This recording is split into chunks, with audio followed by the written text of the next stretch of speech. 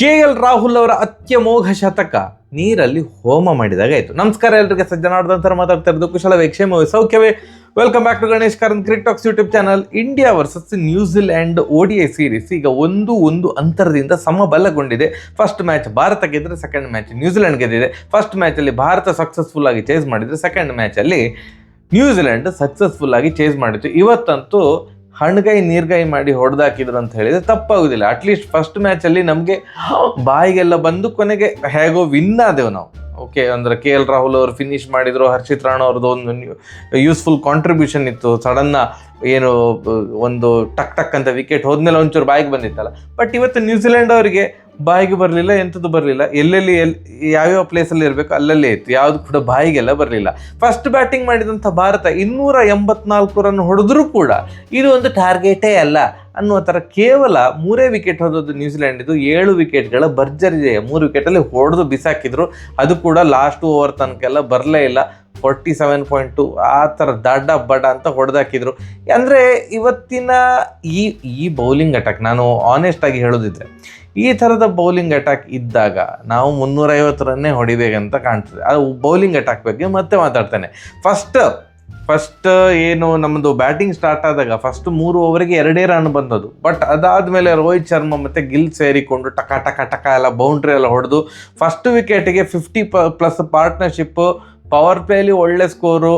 So ಅಂದರೆ ಏನು platform ಒಳ್ಳೆ ಸೆಟ್ ಆಗಿತ್ತು. ಅದಾದಮೇಲೆ ರೋಹಿತ್ ಶರ್ಮಾ ಅವರು ಔಟ್ ಆದದ್ದು, ಗಿಲ್ ಅವರು ಔಟ್ ಆದದ್ದು, ಮತ್ತು ವಿರಾಟ್ ಕೊಹ್ಲಿ ಅವರು ಔಟ್ ಆದದ್ದು ಉಂಟಲ್ಲ, ನಿಮಗೆ 2023 ODI ವರ್ಲ್ಡ್ ಕಪ್ ಇದು ಫೈನಲನ್ನು ನೆನಪು ಮಾಡುವಾಗಿತ್ತು. ರೋಹಿತ್ ಶರ್ಮಾ ಅವರು ಮುಂದೆ ಬಂದು ಹೊಡಿಲಿಕ್ಕೆ ಹೋಗಿ ಆಫ್ ಸೈಡಲ್ಲಿ ಕ್ಯಾಚ್ ವರ್ಲ್ಡ್ ಕಪ್ ಫೈನಲಿ. ಹಾಗೆಯೇ ಇಲ್ಲಿ ಕೂಡ ಆಯಿತು. ಮತ್ತು ಯಾರು ಗಿಲ್ ಅವರು ಅವರ favourite short arm job shot, ಅದೇ ಥರದ ಶಾಟ್ ಇಲ್ಲಿ ಹೊಡಿಲಿಕ್ಕೆ ಹೋಗಿ ಔಟ್ ಆದರು. ಕೊಹ್ಲಿ ಅವರು ಇನ್ಸೈಡ್ ಎಜ್ ಅಂದರೆ ಥರ್ಡ್ ಮ್ಯಾನಿಗೆ ಪಾಯಿಂಟ್ ಮಾಡ್ಲಿಕ್ಕೆ ಹೋಗುವಾಗ ಇನ್ಸೈಡ್ ಎಜ್ ಆಗಿ ಬೋಲ್ಡ್ ಆಗಿದ್ರಲ್ಲ ಫೈನಲಲ್ಲಿ, ಅದೇ ಥರ ಇವತ್ತು ಕೂಡ ಆಯಿತು. ಇದೆಂತ ಸ್ವಲ್ಪ ಅದೇ ಥರ ಅನ್ನಿಸ್ತಾ ಉಂಟಲ್ಲ ಅಂತ ಅಂದ್ಕೊಂಡೆವು. ಹೌದು, ರಿಸಲ್ಟ್ ಕೂಡ ಅದೇ ಥರ ಆಯಿತು. ಅದೊಂಚೂರು ಬೇಜಾರಾಯ್ತು ಇವತ್ತು. ಫಸ್ಟ್ ಓಪನಿಂಗ್ ಪಾರ್ಟ್ನರ್ಶಿಪ್ ಒಳ್ಳೆ ಇತ್ತು. ಮತ್ತು ಸೆಕೆಂಡ್ ವಿಕೆಟಿಗೂ ಕೂಡ ಗಿಲ್ ಮತ್ತು ಕೊಹ್ಲಿ ಅವರು ಆಡ್ತಿದ್ದಾಗ ಭಯಂಕರ ಫುಲ್ ಕಂಟ್ರೋಲಲ್ಲಿ ಉಂಟು ಇವತ್ತು ಮ್ಯಾಚ್ ಅಂತ ಅಂದ್ಕೊಂಡದ್ದು. ಬಟ್ ಯಾವಾಗ ಗಿಲ್ ಔಟ್ ಆದರು ಅದಾದಮೇಲೆ ವಿಕೆಟ್ ಪಟ ಅಂತ ಬಿತ್ತು. ಇವತ್ತು ಕೊಹ್ಲಿ ಅವರಿಂದ ಅಂತಹ ದೊಡ್ಡ ಇನ್ನಿಂಗ್ಸ್ ಬರಲಿಲ್ಲ. ನೋಡಿ, ಹಲವು ಮ್ಯಾಚ್ಗಳಾಯಿತು, ಒಳ್ಳೆ ಫಾರ್ಮಲ್ಲಿದ್ದರು. ಆಸ್ಟ್ರೇಲಿಯಾದ ODIಯಲ್ಲಿ ಫಸ್ಟ್ 2 ಮ್ಯಾಚಲ್ಲಿ 0 ಸುತ್ತಿದ್ರು ಕೂಡ 3ನೇ ಮ್ಯಾಚಲ್ಲಿ ಸೂಪರ್ ಆಗಿ ಆಡಿದರು. ಅದಾದಮೇಲೆ ಸೌತ್ ಆಫ್ರಿಕಾದ ವಿರುದ್ಧ ODI ಸೀರೀಸ್ ಆಯಿತು, 3 ಮ್ಯಾಚ್ ಕೂಡ ಚಿಂದಿ ಚಿತ್ರಾನ್ನ ಪರ್ಫಾರ್ಮೆನ್ಸು. ನ್ಯೂಜಿಲೆಂಡ್ ವಿರುದ್ಧದ ಮೊನ್ನೆ ಫಸ್ಟ್ ODIಯಲ್ಲೂ ಸೂಪರ್ ಪರ್ಫಾರ್ಮೆನ್ಸು. ಇವತ್ತು ಅದೇ ಥರದ ಪರ್ಫಾರ್ಮೆನ್ಸು ಕೊಹ್ಲಿ ಅವರಿಂದ ಬರ್ತದ ಅಂತ ನಾವು ನಿರೀಕ್ಷೆ ಮಾಡಿದ್ದೆವು, ಬಟ್ ಬರಲಿಲ್ಲ. 23 ರನ್ನಿಗೆ ಅವರು ಬೋಲ್ಡ್ ಆದರು. ರೋಹಿತ್ ಶರ್ಮಾ ಅವರ ಕಡೆಯಿಂದ ಕೂಡ ದೊಡ್ಡ ಕಾಂಟ್ರಿಬ್ಯೂಷನ್ ಸಿಗಲಿಲ್ಲ, 24 ರನ್. ಗಿಲ್ ಅವರು ಅರ್ಧ ಶತಕ. ತುಂಬ ಲೀಲಾಜಲವಾಗಿ ಆಡ್ತಾ ಇದ್ರಪ್ಪ, ಸಿಕ್ಕಾಪಟ್ಟೆ ದೊಡ್ಡ ಸ್ಕೋರ್ ಬರ್ತದೆ ಅವರಿಂದ ಅಂತ ಅಂದ್ಕೊಳ್ಳೋದು. ಬಟ್ 56 ರನ್ಗೆ ಅವರು ಔಟ್ ಆದರು. ಶ್ರೇಯಸ್ ಅಯ್ಯರ್ ಅವರು ಏನೋ ಒಂದು ಸ್ವಲ್ಪ ದೊಡ್ಡ ಶಾರ್ಟ್ ಹೊಡಲಿಕ್ಕೆ ಹೋಗಿ ಮಿಸ್ಟೈಮ್ ಮಾಡಿ ಅವರು ಔಟ್ ಆದರು. ಸೊ ಒಂದು ಪಾಯಿಂಟ್ ಆಫ್ ಟೈಮಲ್ಲಿ 99ಕ್ಕೆ 1 ಇದ್ದಂತಹ ತಂಡ 118ಕ್ಕೆ 4 ವಿಕೆಟ್ ಹೋಗಿ ಆಯಿತು. ಸೊ 19-20 ರನ್ನಲ್ಲಿ 4 ವಿಕೆಟ್ ಕಳೆದುಕೊಂಡ ಮೇಲೆ ನಮ್ಮದು ಬ್ಯಾಟಿಂಗ್ ಡೆಪ್ತ್ ಸಹ ಹೇಳಿಕೊಳ್ಳುವಂಥದ್ದು ಬ್ಯಾಟಿಂಗ್ ಡೆಪ್ತ್ ಕರೆಂಟ್ ODI ಸ್ಕ್ವಾಡಲ್ಲಿ ಇರಲಿಲ್ಲ. ಸೊ ಜವಾಬ್ದಾರಿ ಎಲ್ಲ ಬಿದ್ದದ್ದು ನಮ್ಮ KL ರಾಹುಲ್ ಅವರ ಮೇಲೆ. KL ರಾಹುಲ್ ಅವರು ಅವರು ಮೋಸ್ಟ್ ಅಂಡರ್ ರೇಟೆಡ್ ಪ್ಲೇಯರ್ ಬಿಡಿ. ಪಾಪ ಓಪನರ್ ಆಗಿ ಆಡ್ಬೇಕಾ, ಓಕೆ. 1 ಡೌನ್ ಆಗಿ ಆಡ್ಬೇಕಾ, ಓಕೆ. ಮಿಡ್ಲ್ ಆರ್ಡ್ರಲ್ಲಿ ಆಡ್ಬೇಕಾ, ಓಕೆ. ನಾನು ಫಿನಿಶ್ ಮಾಡಬೇಕಾ, ಓಕೆ. ನಂಬರ್ 7 ಆಡ್ಬೇಕಾ, ಓಕೆ. ಎಲ್ಲದಕ್ಕೂ ಪಾಪ ತಲೆಯಲ್ಲಿ ಆಡಿಸ್ತಾರೆ. ಅವರು ಕೊಟ್ಟ ಕೆಲಸವನ್ನು ಪಾಪ ಮೋಸ್ಟ್ ಆಫ್ ದ ಟೈಮ್ ನಿಭಾಯಿಸ್ತಾರೆ. ಬಟ್ ನಾವು ಅದನ್ನು ಗಮನ ಕೊಡುವುದಿಲ್ಲ ಅದಕ್ಕೆ ಅಂತ ನಾವು ಅಂದ್ಕೊಂಡಿದ್ದೇವೆ. ಅವರನ್ನು ಜಾಸ್ತಿ ನಾವು ಸೆಲೆಬ್ರೇಟ್ ಮಾಡೋದಿಲ್ಲ. ಅವ್ರನ್ನ ನಾವು ಜಾಸ್ತಿ ಸೆಲೆಬ್ರೇಟ್ ಮಾಡಬೇಕು, KL ರಾಹುಲ್ ಅವ್ರನ್ನ ಆ್ಯಸ್ ಅ ಪ್ಲೇಯರ್ ಅನ್ನೋದು ನನ್ನ ಒಂದು ಭಾವನೆ. ವಿಕೆಟ್ ಕೀಪರ್ ಆಗಬೇಕಾ, ಅದಕ್ಕೂ ಓಕೆ ಅಂತ ಹೇಳ್ತಾರೆ. ಸೊ ಎಂಥ ಕೆಲಸ ಕೊಟ್ಟರು ಅಚ್ಚುಕಟ್ಟಾಗಿ ನಿಭಾಯಿಸ್ತಾರೆ. ಇವತ್ತು ಅವರ ದೆಸೆಯಿಂದವೇ 284 ಆದದ್ದು. ಅಂಥ ಸಪೋರ್ಟ್ ಏನು ಸಿಗಲಿಲ್ಲ. ಜಡೇಜಾ ಅವ್ರು ಸಪೋರ್ಟ್ ಕೊಟ್ಟರು ಅಂತ ಹೇಳ್ಬೋದು. ಬಟ್ ಪಾಪ ತಿಣ್ಕಾಡಿದ್ರಪ್ಪ, 27 ರನ್ನಿಗೆ 44 ಬಾಲ್ ತಗೊಂಡು. ಬಟ್ ಒಂದು ಯೂಸ್ಫುಲ್ ಕಾಂಟ್ರಿಬ್ಯೂಷನ್ ಇತ್ತು KL ರಾಹುಲ್ ಅವರ ಜೊತೆ. ಇನ್ನೊಂದು ವಿಕೆಟ್ ಹೋಗೋದಾಗೆ, 5ನೇ ವಿಕೆಟ್ ಹೋಗೋದಾಗೆ ಸ್ವಲ್ಪ ಹೊತ್ತು ನಿಂತಿದ್ರು. ಬಟ್ ಸ್ಟಿಲ್ ನಿಮಗೆ ಯಾರು ಕೂಡ ಆ ಥರದ ಸ್ಟ್ರೈಕ್ ರೇಟಲ್ಲಿ ಹೊಡಿಲಿಕ್ಕೆ ಹೋಗಲಿಲ್ಲ ಎಕ್ಸೆಪ್ಟ್ KL ರಾಹುಲ್ ಮಾತ್ರ ಏನು ಗೇರ್ ಸ್ವಿಚ್ ಮಾಡಿದ ಗೊತ್ತೇ ಆಗಲಿಲ್ಲ. 92 ಬಾಲಿಗೆ 112 ರನ್ ಹೊಡೆದ್ರು. ಅವರ 8ನೇ ಶತಕ ಅಂತ ಅಂದ್ಕೊಳ್ತೇನೆ. ನ್ಯೂಜಿಲೆಂಡ್ ವಿರುದ್ಧ ಒಳ್ಳೆ ರೆಕಾರ್ಡ್ ಉಂಟು ಅವರಿದು. 92 ಬಾಲ್ಸಲ್ಲಿ 112 ರನ್ಸ್, ಸೂಪರ್. ಲಾಸ್ಟ್ 10 ಓವರ್ ಭಯಂಕರ ಚಚ್ಚಿದ್ದಾರೆ ಅವರು. ಅಂದರೆ ಅವರೊಬ್ಬರೇ ಚಚ್ತಾ ಇದ್ದದ್ದು, ಮತ್ತೆ ಅವ್ರು ಚಚ್ತಾ ಇದ್ದಾರೆ ಅಂತ ಗೊತ್ತಾಗ್ತಿರಲ್ಲ. ಆರಾಮ್, ಪ್ರೆಷರೇ ಇಲ್ಲ ನನಗೆ ಅನ್ನುವ ರೀತಿಯಲ್ಲಿ ಒಂಥರ ಫ್ಲೂಯೆಂಟ್ ಆಗಿತ್ತು ಅವರ ಇನ್ನಿಂಗ್ಸು. ಬಟ್ ಈ ಬೌಲಿಂಗ್ ಅಟ್ಯಾಕಿಗೆ ಸಾಕಾ, ಇದನ್ನು ಡಿಫೆಂಡ್ ಮಾಡ್ಲಿಕ್ಕಾಗ್ತದೆ. ಯಾಕೆ ಹೇಳ್ತೇನೆ ನೋಡಿ, ಬುಮ್ರಾ ಅವರಿಗೆ ರೆಸ್ಟ್ ಕೊಟ್ಟಿದ್ದಾರೆ, ಹಾರ್ದಿಕ್ ಪಾಂಡ್ಯ ಅವರು ಇಲ್ಲ, ಆ್ಯಂಡ್ ಸುಂದರ್ ಅವರು ರೂಲ್ಡ್ ಔಟ್ ಆಗಿದ್ದಾರೆ ಅಂತ ನಿತೀಶ್ ರೆಡ್ಡಿ ಅವ್ರನ್ನ ಹಾಕ್ಕೊಂಡಿದ್ರು. ನಿತೀಶ್ ರೆಡ್ಡಿ ಅವರೇನು ಅಂಥದ್ದು ಏನು ಅವರಿಗೆ ಜಾಸ್ತಿ ಓವರ್ ಕೊಡೋದಿಲ್ಲ ಹಾಕಲಿಕ್ಕೆ, ಅಂಥ ಥ್ರೆಟ್ನಿಂಗ್ ಬೌಲರ್ ಅಲ್ಲ. ಜಡೇಜಾ ಅವರು ವಿಕೆಟ್ ತೆಗೆದು ಎಷ್ಟೋ ODI ಆಯ್ತು ಅಂತ ಕಾಣ್ತದೆ. ಅವರು ಕೂಡ ಅವರನ್ನು ನನ್ನ ಪ್ರಕಾರ, ಈಗ ನಾನು ಏನು ಜಡೇಜಾ ಹೇಟರ್ ಅಲ್ಲ ಮರ್ರೆ, ಬಟ್ ಯಾವ ತಂಡ ಕೂಡ ಅವರನ್ನಿಗೆ ಸೀರಿಯಸ್ ಆಗಿ ತಗೊಳ್ತಾ ಇಲ್ಲ ODI ಕ್ರಿಕೆಟಲ್ಲಿ ಅಂತ ಅಂದ್ಕೊಳ್ತೇನೆ. ಒಂದು ಆರ್ಡಿನರಿ ಬೌಲರ್ ಆಗಿ ಟ್ರೀಟ್ ಮಾಡ್ತಾರೆ. ಇವತ್ತು ಎಕ್ಸ್ಪೀರಿಯನ್ಸ್ಡ್ ಬೌಲರ್ ಇದ್ದದ್ದು ಸಿರಾಜ್, ಮತ್ತು ಇಬ್ಬರು ಯಾರು ಹರ್ಷಿತ್ ರಾಣಾ, ಅವರೆಲ್ಲ ಹೊಸಬ್ರು. ಪ್ರಸಿದ್ಧ ಕೃಷ್ಣ ಅವರಿಗೆ ಹರ್ಷದೀಪ್ಗಿಂತ ಪ್ರಸಿದ್ಧ ಕೃಷ್ಣ ಸೂಪರ್ ಬೌಲರ್ ಅಂತೆ. ಓಕೆ, ಅವರಿಗೆ ಅವಕಾಶ ಕೊಡ್ತಾ ಇದ್ದಾರೆ. ಸೊ ನೀವು ಜಾಸ್ತಿ ಎಕ್ಸ್ಪೆಕ್ಟ್ ಮಾಡ್ಲಿಕ್ಕೆ ಆಗೋದಿಲ್ಲ.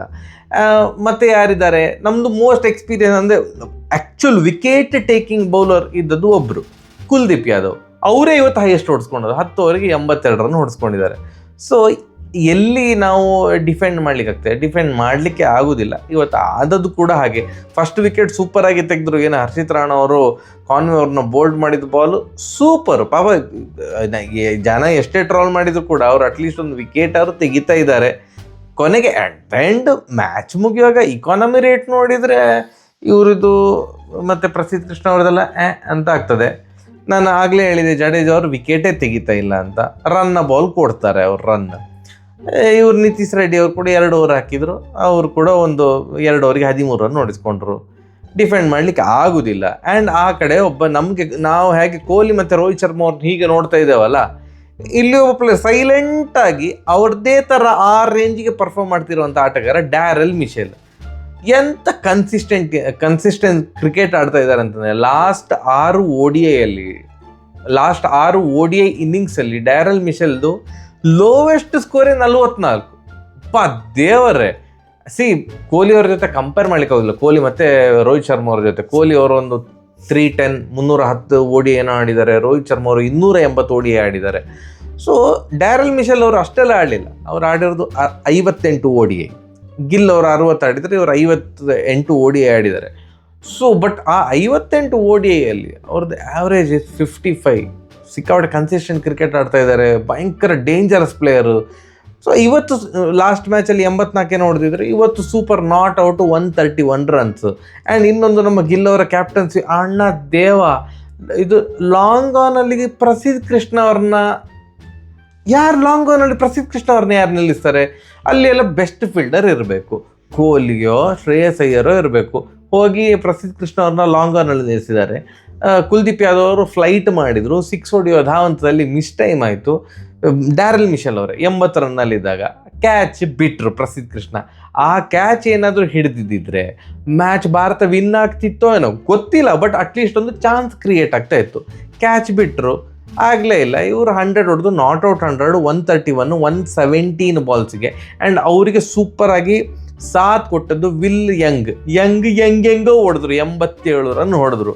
ಸೊ ಅವರಿಬ್ಬರು ಸೇರಿಕೊಂಡು ಭಾರತದ ಕತೆ ಮುಗಿಸಿದರು. ಎಗೈನ್ ಬಿಟ್ಟರ್ ಫ್ಯಾಕ್ಟ್ ಏನು ಅಂತಂದರೆ, ಹರ್ಷದೀಪ್ ಸಿಂಗ್ ಅವ್ರನ್ನ ಪ್ಲೇಯಿಂಗ್ 11ಅಲ್ಲಿ ಆಡಿಸ್ಬೇಕು. ಒಂದು ಕಮೆಂಟನ್ನು ನೋಡಿದ್ದೆ, ಅವ್ರನ್ನ ಯಾಕೆ ಆಡಿಸ್ತಾ ಇಲ್ಲ ಅಂತಂದರೆ, ಅವ್ರನ್ನ T20 ವರ್ಲ್ಡ್ ಕಪ್ಗೆ ಸೇಫ್ ಮಾಡಲಿಕ್ಕೆ, ಇಂಜುರಿ ಎಲ್ಲ ಆಗದಿದ್ದಾಗೆ ಇರಲಿಕ್ಕೆ ಹರ್ಷದೀಪ್ ಸಿಂಗ್ ಅವ್ರನ್ನ ಪ್ಲೇಯಿಂಗ್ 11ಅಲ್ಲಿ ಆಡಿಸ್ತಾ ಇಲ್ಲ ಅಂತ.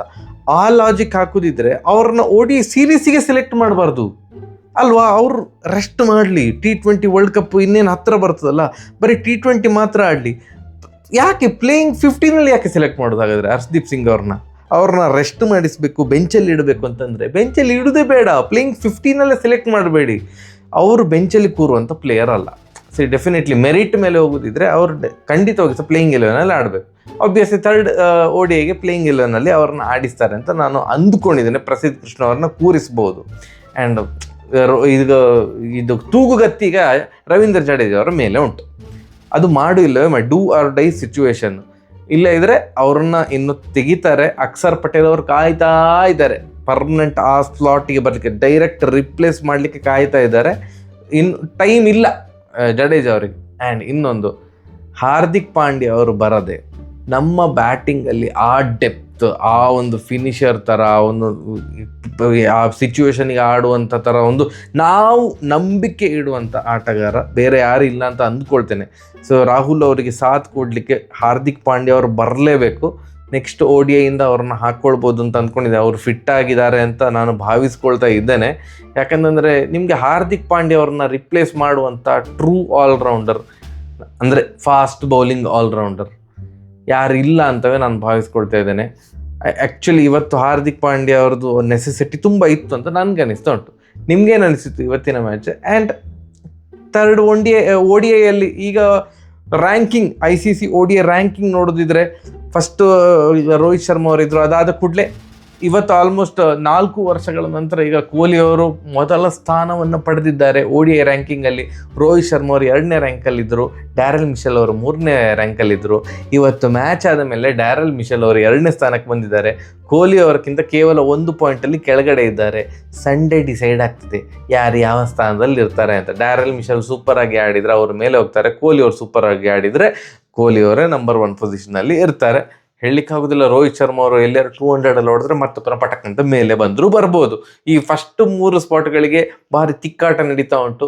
ಬಟ್ ರೋಹಿತ್ ಶರ್ಮಾ ಮತ್ತು ಕೊಹ್ಲಿ ಅವರಿಗೆ ಇದು ಫರಕ್ಕೆ ಆಗೋದಿಲ್ಲ. ಈ ರ್ಯಾಂಕಿಂಗ್ ಎಲ್ಲ ಮೇಯ್ನ್ ಆಗಿ ಸೀರೀಸ್ ವಿನ್ ಆಗಬೇಕು ಅಂತ ತುಡಿತ ಅಂತೂ ಖಂಡಿತ ಇರ್ತದೆ. ನೋಡುವ ಸೀರೀಸ್ ಯಾರು ವಿನ್ ಆಗ್ತಾರೆ ಅಂತ. ಖಂಡಿತ ಭಾರತ ವಿನ್ ಆಗ್ತಾರೆ ಅಂತ ನಾವೆಲ್ಲರೂ ಸಹ ಅಂದ್ಕೊಂಡಿದ್ದೇವೆ. ಸರಿಯಾಗಿದೆ, ಸಿಗುವ. ನಮಸ್ಕಾರ.